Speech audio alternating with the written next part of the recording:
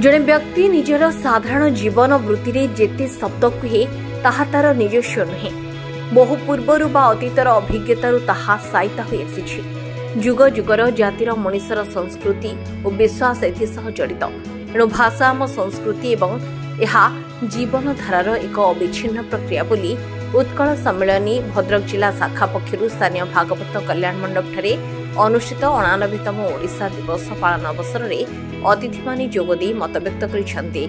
सम्मेलन संपादक अजय नायक आवाहकत्व अनुष्ठित सभारी समाजसेवी जवान एसएम फारूक सभापतित्व करथिले। भाषा ही जातिर सुरक्षा कवच शीर्षक आलोचना चक्र अनुष्ठित होइतिला। मुख्य वक्ता भावे राष्ट्रीय स्वयंसेवक संघर सहप्रांत कार्यनिर्वाही रवि नारायण पंडा, सम्मानित वक्ता भावे अन्यान्य मान्यगण्य प्रमुख व्यक्ति जोगदे निजर मत प्रदान करथिले। सुधाकर राउत अतिथि माननकु मंच आह्वान करथिबा बेले बाबूलाल दास अतिथि परिचय और चर्चिका महापात्र स्वागत भाषण प्रदान करथिले।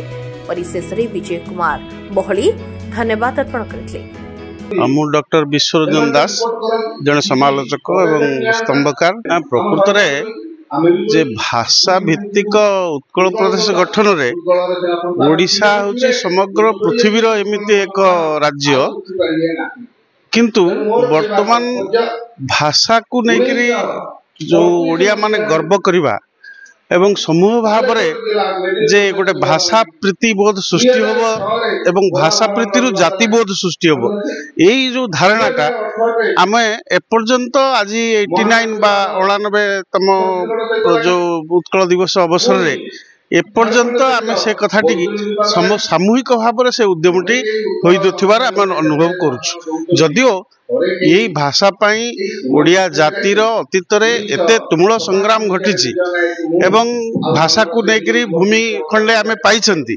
एवं ताहा ही आम जातीय भावना को उद्रेक करिछि किंतु सेटा आज जो देखा जाउछि विभिन्न ओडिया लोक माने जो माने बाहर रहउचंती बा ओडिसा रे भी रहउचंती से माने भाषा को केमिति कदर्थ करूचंती एवं तांका पिला मानु को केमिति ओडिया र परिचय दबा पई कुंठित होउचंती ताहा ही होछि बड़ विडंबना।